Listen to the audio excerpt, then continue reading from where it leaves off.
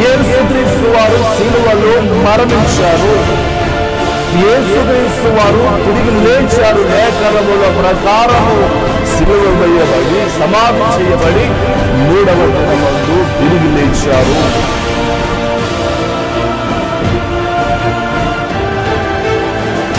ఈ రోజు నువ్వు దీవించబడడానికి, ఒక స్థితిలో ఉండడానికి, ఈ రోజు నువ్వు క్షమించబడడానికి, ఈ రోజు ఒక ఉన్నతమైన స్థితిలో ఉండడానికి కారకుడు సజీవుడైన క్రీస్తే.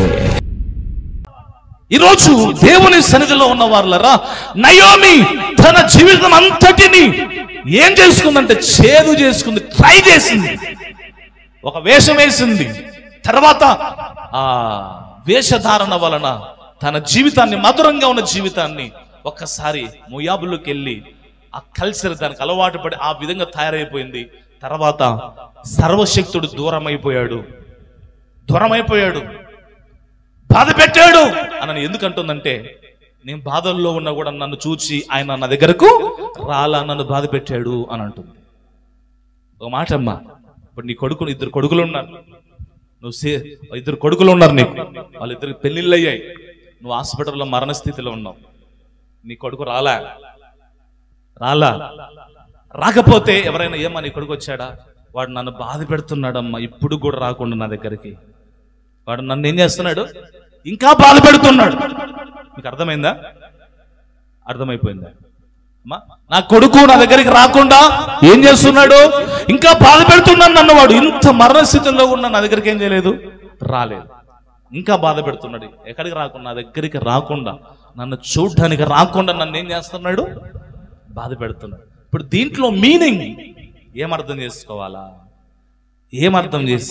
అంటే, కొడుకు ఏం చేయలేదు, రాలేదు అంటే ఆమె పాడు కావడానికి, మరణ స్థితిలోకి వెళ్ళడానికి కొడుకు కారణం కాదు.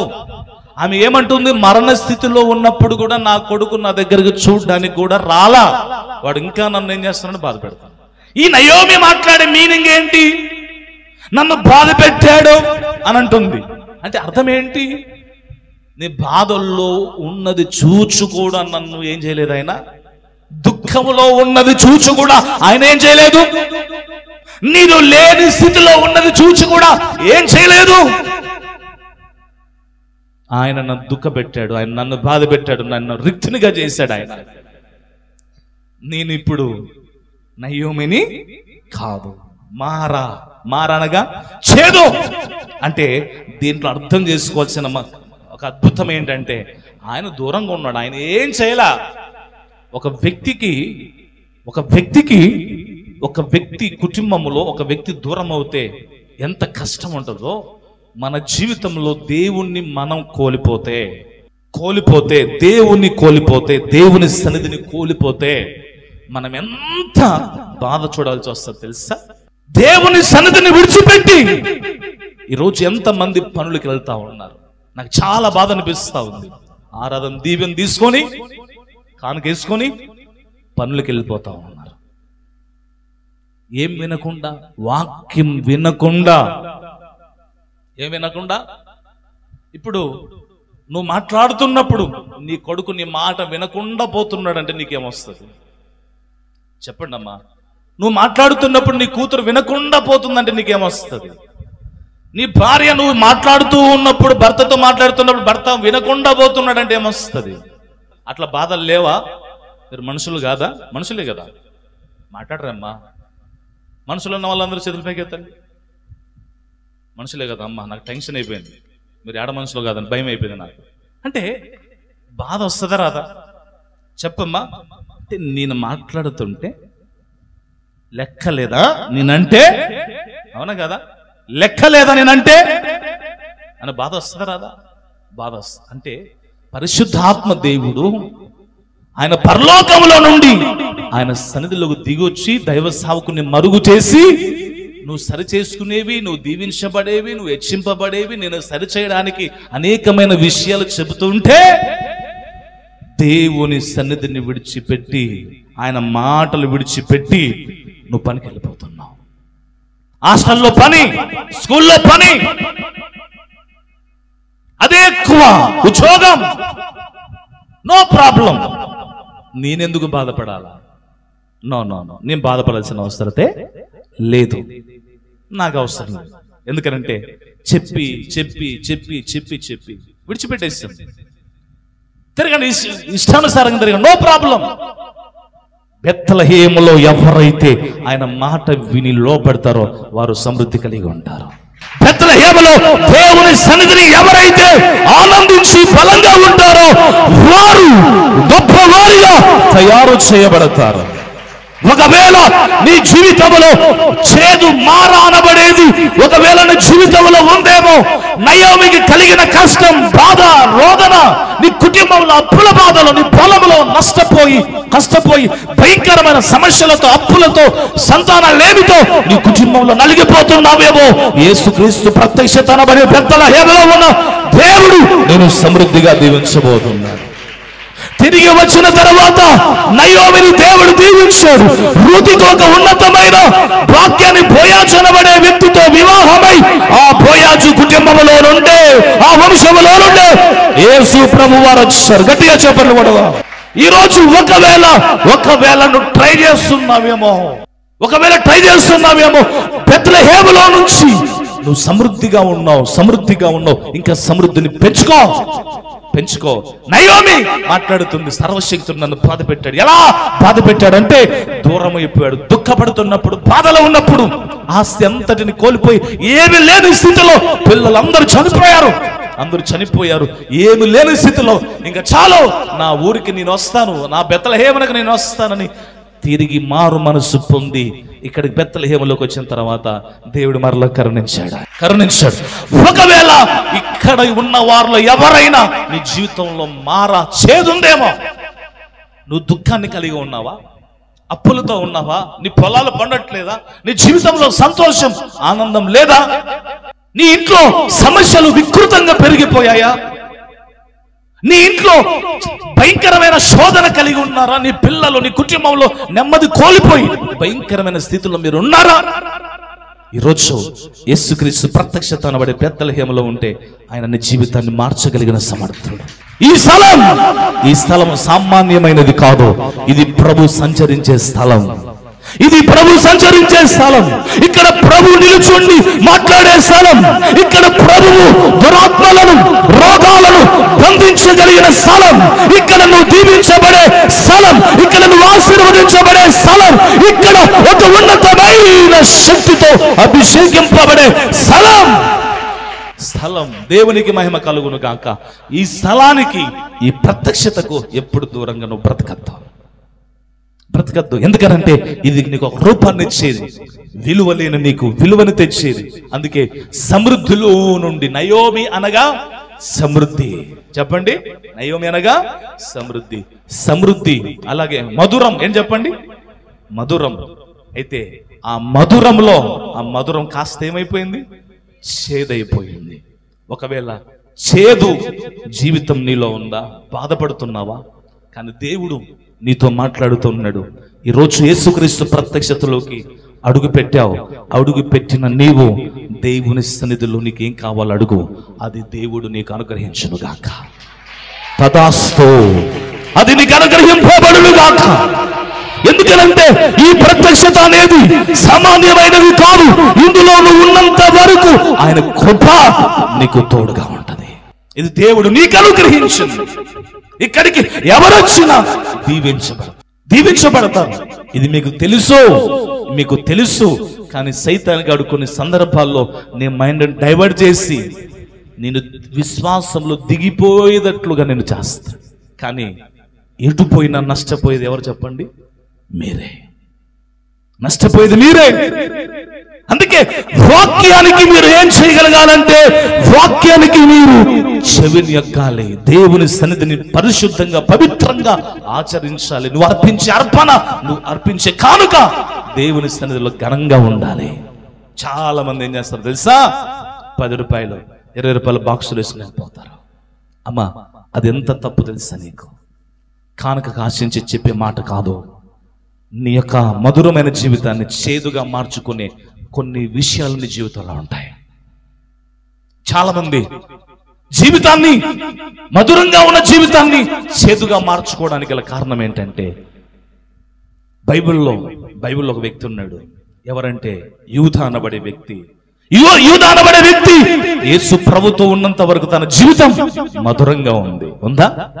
పేతురు అనబడే వ్యక్తి యేసు ప్రభు వారితో ఉన్నప్పుడు మధురంగా ఉందా లేదా? కానీ ఆ మధురమైన జీవితాన్ని తోమా గాని పేతురు గాని వీరు జీవితంలో చేదు కావడానికి గల కారణం ఏంటి తెలుసా? చేదు కావడానికి గల కారణం ఏంటి తెలుసా? బైబిల్లో మనం చూస్తే ఈ యొక్క యూదా అనబడే వ్యక్తి యేసుని ఎంతకి అమ్ముకున్నాడు? 30 వెండి నాణ్యాలకు అమ్ముకున్నాడు. అమ్మేసుకుని సెలవుకు అప్పగించాడు. అప్పగించిన తర్వాత తన జీవితం చేదైపోయింది. ఎంత చేదు తెలుసా? మానికి ఉరి వేసుకుని పేగులు బయటికి వచ్చేదంతగా, ఎలాగా చచ్చిపోయేంతగా ఏం చేశాడు? అపోస్తుల కార్యం 1వ అధ్యాయం 18వ వచనం. ఈ యూదా ద్రోహము వలన సంపాదించిన ఈ వచనములో చూస్తే యొక్క వ్యక్తి భయంకర చేదైన జీవితం, చనిపోయాడు. చేదు మధురమైన నీ జీవితంలో నిజంగా యేసు ప్రభువారు మధురమైన దేవుడు కదా. ఆయన నిన్ను నన్ను మధురంగా మార్చారు. చేదైన జీవితం ఒకనాటి కాలంలో మంది, అవునా కాదా? మాట్లాడాలి. చేదైన జీవితమా కాదా? ఒకవేళ ఏంటి ఆ చేదు? నీ జీవితంలో పాపం అనబడే చేదు ఒకవేళ నీలో ఉందేమో. అవిశ్వాసం అనబడే చేదు, దయ్యము అనబడే చేదు, చేతబడి అనబడే చేదు, సంతానం లేమి అనబడే చేదు, భక్తిహీనత అనబడే చేదు ఒకవేళ నీ జీవితంలో ఉందేమో. అయితే ప్రభు నీతో చెబుతున్నాడు, అలాంటి స్థితి ఉన్నప్పుడు ఆ రక్తమే, యేసు రక్తమే మనలను ఎలా చేసింది తెలుసా? మధురంగా మార్చింది, పవిత్రంగా మార్చింది. అందుకే ఆయన ప్రేమ ఎంతో మధురం. దేవునికి మహిమ కలుగును గాక. ప్రభునందు దేవుని పిల్లలారా, ముగిస్తూ మీ అందరికీ చెప్పే మాట మధురం. చెప్పండి, అంశం పేరేంటి? మధురం.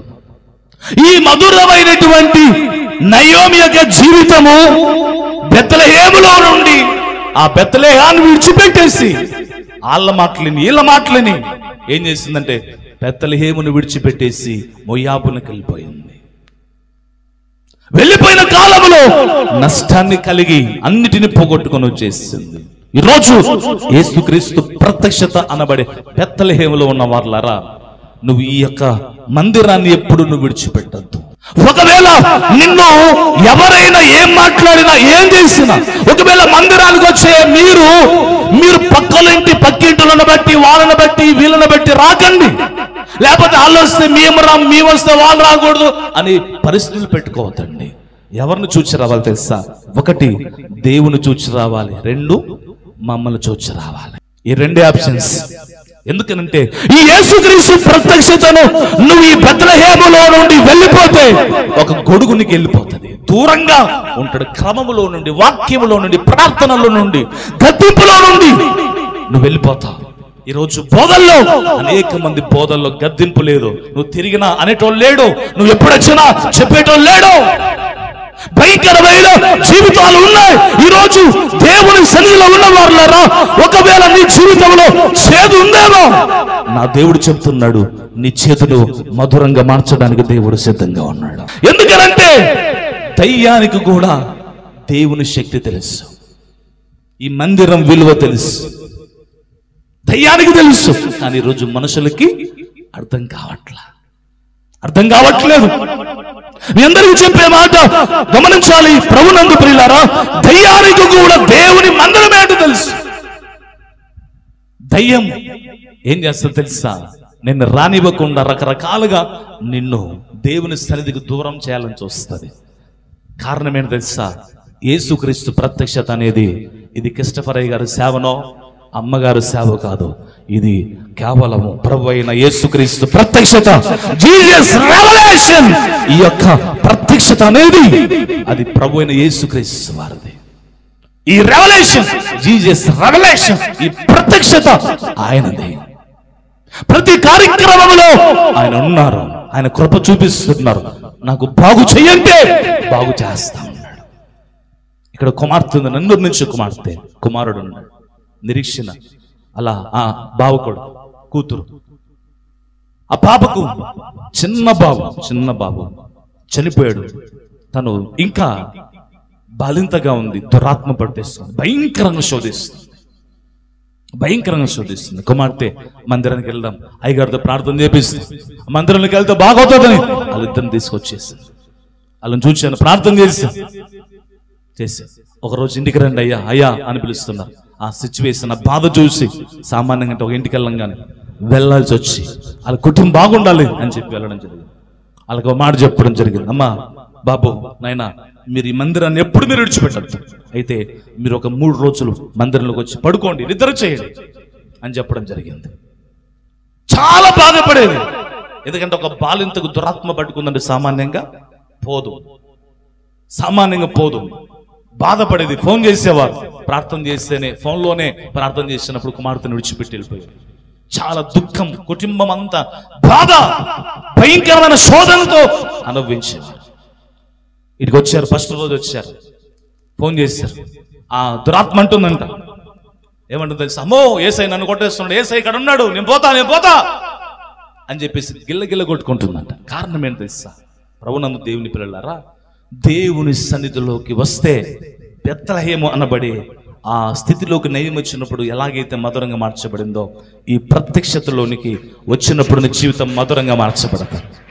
ఇప్పుడు ఆ కుమార్తె తన భర్త ఇద్దరు చాలా చక్కగా ఉన్నారు, ఆరోగ్యాన్ని ఇచ్చారు. ప్రతి ఆదివారం చక్కగా దేవుని సన్నిధికి వస్తున్నారు. ప్రతి మోసే సుఖోపవాసం ప్రతిరోజు భార్య భర్తలు నన్నూరు నుంచి వచ్చేస్తా ఉన్నారు. ప్రతిరోజు దేవుని సన్నిధిని అనుభవించుట వలన ఏమవుతుందంటే మీరు తీయగా మధురంగా మార్చబడతారు. అందుకే దేవుని సన్నిధిని మానకండి. మీ అందరికీ చెప్పే మాట, దేవుని సన్నిధిని మానొద్దు. దేవుడు నీ స్థితి ఎలాంటిదైనా సరే ఆయన మార్చగలిగిన సమర్థుడు. ఈరోజు ప్రభు భోజన సంస్కార కార్యక్రమాన్ని నువ్వు ఆచరిస్తూ ఉన్నావు. ఆయన శరీరం, రక్తం నీ చేదైన జీవితాన్ని మధురంగా మార్చబోతుంది, నిత్య జీవంగా మార్చబోతుంది. ముగిస్తూ మీ అందరికీ తెలియజేసే మాట, ఒకవేళ మీరు కూడా ఎవరైనా ఒకవేళ చేదైన జీవితం ఉందేమో నీ జీవితాన్ని మార్చగలిగిన దేవుడు. సంతానం లేదని బాధపడకు, కష్టాలున్నాయని బాధపడకు, ఇంట్లో ఇబ్బందులు ఉన్నాయి, పిల్లలు రకరకాలుగా కుటుంబం అంతా నలిగిపోతుంది అని నువ్వు వేదన పడుతున్నావేమో, తప్పకుండా ఆ దేవుడు యేసుక్రీస్తు ప్రత్యక్షతలో నీకు సహాయం అందిస్తారు. గట్టిగా చప్పట్లు కొడదాం. దేవునికి మహిమ కలుగును గాక. మీ అందరిని రమ్మని చెప్పేది ఎందుకంటే మేమున్నాం అని కాదు, మమ్మలను వాడుకునే దేవుడు, మా ద్వారా మాట్లాడే దేవుడు ఉన్నాడు, రండి అని చెప్పేది. ఈ సేవలో మేము గొప్ప వాళ్ళం కాదు, అమ్మగారైనా నేనైనా ఏ పార్టీ వాళ్ళం ఆయన సేవ చేయడానికి, ఏ పార్టీ వాళ్ళు. అందుకే ఎప్పుడు గర్వం రానియం. ఎంత సేవ చేసినా, ఎన్ని చోట్లకి వెళ్ళినా, ఎంత సేవ చేసినా గర్వం రానియం. కారణం ఏంటి తెలుసా, మహిమంతా చెందవలసింది ఎవరికి తెలుసా, ప్రభు అయిన యేసుక్రీస్తు వారికి.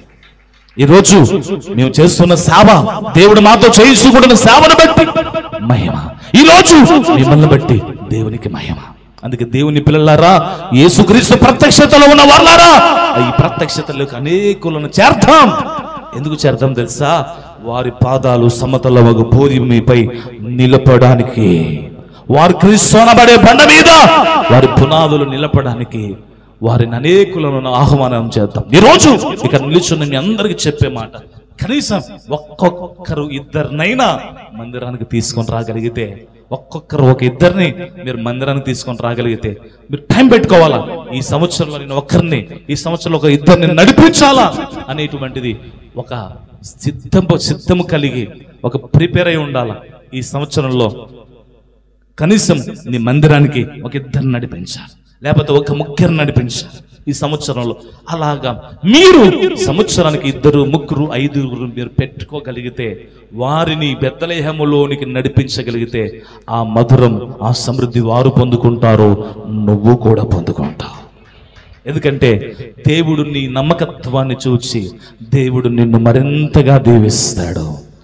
కనుక ఒకవేళ ఆనాడు నయోమి జీవితం మారగా మార్చబడింది, చేదుగా మార్చబడింది, చేదైన జీవితం ఒకవేళ మీలో ఎవరిలోనైనా ఉంటే మీరు మానేసేయండి, వాటిని తీసేసుకోండి. యేసు ప్రభువారు మధురంగా మార్చాలని కోరుకుంటున్నాడు. అయితే నువ్వు మధురంగా మార్చబడాలంటే నీలోకి ఎవరు రావాలి? గట్టి చెప్పాలా? ఎవరు రావాలి? యేసయ్య రావాలి. అందుకే ముగిస్తూ చెప్పే మాట, నువ్వు ఎలాంటి స్థితిలో ఉన్నా నీ జీవితాన్ని మధురంగా సమృద్ధిగా మార్చబోతున్నాడు. యేసుక్రీస్తు ప్రత్యక్షత ఈ మందిరాన్ని ఆదివారం కానీ ఉపవాస ప్రార్థనలు కానీ 40 దినాలు జరుగుతున్న ఈ కార్యక్రమాలని ఎవ్వరు మానకండి. మానితే లోకములో ఉన్న ఆ పాపము, లోకములో ఉన్న ఆ నామకార్థత, లోకములో ఉన్న భక్తిహీనత కొంచెం కొంచెం కొంచెం కొంచెం నీలోకి వచ్చి కొంచెం కొంచెం నీలోకి వచ్చి నీ మధురమైన జీవితాన్ని చేదుగా మారాగా మారుస్తుంది. మారాగా ఉన్న నీ జీవితం దేవుడు ఇష్టపడడు. ఏం చేయండి చెప్పండి? ఇష్టపడాడు. ఇష్టపడతాడా? చేదైన జీవితం ఆయనకి ఎందుకు? మరలా రెండవసారి రాబోతున్నాడు. చేదైన జీవితం కొరకు కాదు, మధురంగా మార్చబడిన జీవితాలను మేఘం మీద ఎక్కించుకొని పోవడానికి మరలా రాబోతున్నాడు ఆయన. గట్టి చెప్పండి, మేఘం మీద మరలా రాబోతున్నాడు. అందుకే ప్రార్థన లేని చేదు, అవిశ్వాసం అనబడే చేదు, భక్తిహీనత, తిరుగుబాటు, ఒకవేళ ఈ చేదులు నీ జీవితంలో ఉన్నాయేమో, ఆ చేదు ఒకవేళ ఉంటే అది నీ జీవితంలోకి ఎక్కి ఎక్కి ఎక్కి నిన్నేం చేస్తా తెలుసా? భయంకరంగా పాడు చేస్తాను. ఒక పాముంది, అది సర్పం కాటేస్తే విషం ఏమవుతుంది చెప్పండి అమ్మా? కొంచెం కొంచెం ఎక్కి ఎక్కి నీ శరీరంలోకి ఎక్కి నిన్నేం చేస్తుంది? చంపేస్తుంది. అందుకే పాపము అనబడే చేదు, అవిశ్వాసం అనబడే చేదు, ప్రభు కొరకు జీవించలేని ఆ చేదు ఒకవేళ నీ జీవితంలో ఉంటే, ఆ చేదు నిన్ను రోజు రోజుకి ఎక్కించి ఎక్కించి పైకి ఎక్కించేసి నీలోకి మొత్తం శరీరం అంతా పాకిపోయి చివరికి నిన్నేం చేస్తుందో తెలుసా? పలికమాలిన వాడిగా చేస్తుంది. పలికమాలిన వాడిగా చేస్తుంది. నువ్వు మాత్రం నువ్వు లోకంలో ఉన్నప్పుడు చేదు నీలోకి రావాలని ఆశపడుతుంది. అయినా నువ్వేం చేయొద్దు, ఏం చేయొద్దు, ఎక్కించుకోవద్దు. ఓ రోజు ఒక కుమారునితో నేను మాట్లాడుతున్నా. ఇద్దరు ముగ్గురు వ్యక్తులు ప్రభువుని నమ్మారు, బాప్తిసం పొందారంట, బాగున్నారంట, 4-5 సంవత్సరాలు బాగున్నారంట. తర్వాత ప్రభువుని విడిచిపెట్టేశారంట. విడిచిపెట్టి లోకంలోకి కలిసిపోయి లోక సంబంధంగా జీవిస్తున్నారంట. గమనించే మాట ఏంటంటే, ఆ మారా జీవితం, ఆ చేదు ఎంత భయంకరమైనదో తెలుసా? నీ దేవుడి నుండి నిన్ను ఏం చేయగలుగుతుంది? వేరు చేయగలుగుతుంది చేదు. నీ పని అనబడే చేదు, పని అనబడే చేదు, ఆదివారమే పని, ఆదివారమే ప్రయాణం, ఇవన్నీ చేదుతో కూడినటువంటివి. ఒక్కసారి నీళ్ళకి ఎక్కిందంటే దాన్ని శుభ్రం చేసుకోవడం చాలా టైం పడుతుంది. అందుకే దేవుని పిల్లలారా, ఈ మందిరంలో 40 దినాలు మోసేసు ఉపవాస ప్రార్థనలు జరుగుతున్నాయి. 40 దినాలు మీరు మధురాన్ని ఎక్కించుకోండి, చేదును పోగొట్టేసుకోండి. దేవునికి మహిమ కలుగును గాక. అందుకే మనకు ఆగస్టు నెలలో 9-10 తేదీల్లో దైవ సన్నిధి తైలాభిషేక పండుగ జరగబోతున్నాయి. సిద్ధపడండి, చక్కగా ఉండండి. ఎవరైతే ఈ 40 దినాలు ఉపవాస ప్రార్థనకి మీరు రావట్లేదో, ఇంటి దగ్గరనే దూరంగా ఉన్న వాళ్ళు ఇంటి దగ్గరనే మీరు ఏం చేయాలి తెలుసా? గంట సేపు మీరేం చేయాలి? ప్రార్థన చేసుకోవాలి. ఒక అధ్యాయం చదవాలి. ఉపవాస కానుక, రోజు ఉపవాస కానుక, రోజు ఉపవాస బియ్యం అవన్నీ తీసి ఉంచుకొని ఒక రోజు చెప్తాం. అవన్నిటిని మీరు తీసుకుని వచ్చి చక్కగా సాక్ష్యం చెప్పి కానుక సమర్పణ చేసుకొని, బియ్యాన్ని సమర్పణ చేసి మీ యొక్క క్రియలను కనపరుచుకోండి. ఆ దేవుని సన్నిధిలో ఆ క్రియను బట్టి ప్రభు నీకు జీతం ఇవ్వబోతున్నాడు. దేవునికి మహిమ కలుగును గాక. చివరిగా అడిగే మాట, మీరు చేదుగా ఉంటారా, మధురంగా ఉంటారా? నెమ్మదిగా మాట్లాడుతున్నారు. చేదుగా ఉంటారా, మధురంగా ఉంటారా? గట్టిగా చెప్పాలి. చేదు కావడానికి మనం ఏం చేయాలా?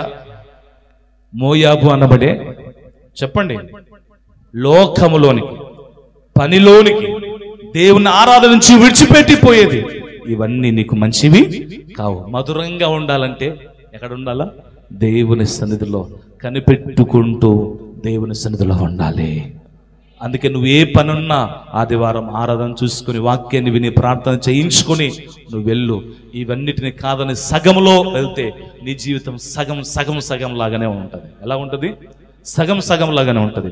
అందుకే మీరందరూ మధురంగా మార్చబడాలా, చేదుగా ఉంటారా? గట్టిగా చెప్పాలి. ఇప్పుడు మీరంతా మధురంగా ఉన్నారా, చేదుగా ఉన్నారా? ఎలా ఉన్నారు? మధురంగా ఉన్నారా? చేదుగా ఉన్నారా, మధురంగా ఉన్నారా? అమ్మా, ఎంత చేదంటే ఆదివారం కూడా ప్రభు భోజన సంస్కారం రోజు కూడా కలర్ శారీస్. మరలా మీరు మధురంగా ఉన్నారా? బుద్ధి లేదు కొంచెమైనా మీ అందరికి అని అంటనుకోండివే ఆనందం ఉండండి. ఎట్లా తగలడు, నో ప్రాబ్లం. గమనించే మాట ఏంటంటే, ఎంత చేదంటే ఈరోజు సంస్కారం కదా. సంస్కారం ఈరోజు ప్రతి ఆదివారం ఒక తెల్ల చీర, ఒక తెల్ల డ్రెస్. ఏమవుతుంది? ఏం రోగం? మిమ్మల్ని మనుషులు అనుకోవాలా, ఏమనుకోవాలా నాకు అర్థం కావట్లేదు. ఏమనుకోవాలమ్మా? ఒక తెల్ల చీర చక్కగా. అందుకే బైబిల్లో మాట, తెల్ల వస్త్రములను మీకు ధరింపచేస్తానన్నా. తెల్ల వస్త్రాలు ఏమవుతుంది? ఒక తెల్ల చీర. ఎన్నో కలర్ చీరలు తగలెడతా ఉంటాం, కొంప నిండా అవే చచ్చింటాయి కలర్ చీర. ఒక్క తెల్ల చీర, 2 తెల్ల చీరలే కట్టుకుంటే ఏమవుతుంది? అటు చూడ, పిల్లలు చూడు వైరెగుతున్నాడా. ఇలా చూడాలి. దేవునికి మహిమ కలుగునుగా.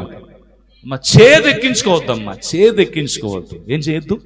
చేదు కలిగి జీవితాన్ని ఎప్పుడు కలిగి ఉండక మధురంగా ఉండండి. ఇచ్చే విషయంలో మధురం, అవునా? పని చేసే విషయంలో మధురం. చేదును నీలోకి ఎక్కించుకుంటే అది నీలోకి పాకి దేవునికి దూరంగా చేసి నీ కుటుంబాన్ని మొత్తగలుగుతుంది. వద్దు, సైతాను యొక్క క్రియలన్నీ యేసయ్య బంధించి నీ జీవితాన్ని మధురంగా మార్చును గాక. కళ్ళు మూసుకోండి. యేసయ్యా మీకు స్తోత్రములని చెప్పండి. తండ్రి మీకు స్తోత్రం. నీ కార్యమును చేతులు పైకెత్తించండి. అలాగే ఒక్క మాట నువ్వు చెప్పు, యేసయ్యా నువ్వు నన్ను స్వస్థపరచు అని చెప్పు. యేసయ్యా నా గర్భం తెరచు అని చెప్పు. యేసయ్యా నా కన్నీరు తుడుచు అని చెప్పు. త్వరగా చెప్ప, లేట్ చేయకు. కృప చూపించమని చెప్పు. తండ్రి మీకు స్తోత్రమని చెప్పండి. మీకే స్తోత్రములని చెప్పండి. అలాగే తండ్రి కృపతో జ్ఞాపకం చేసుకునేది రోజు ఎవరైతే కొత్తగా ఈ మందిరంలోకి అడుగు పెట్టారో వారి యొక్క కోరికను నెరవేర్చి వారిని బాగు చేయమని అడుగుచున్నాం, వారిని దీవించమని అడుగుచున్నాం. ఇంకా అనేక ఆత్మలు ఈ మందిరములకు చేర్చబడినట్లుగా, అనేకులు ఈ యొక్క బెత్లెహేములోనికి మధురంగా చేయబడడానికి వారు చేర్చబడినట్లుగా విస్తారమైన కొత్త జనాంగం మీరే రప్పించమని కార్యమును జరిగింపచేయమని అడుగుచు.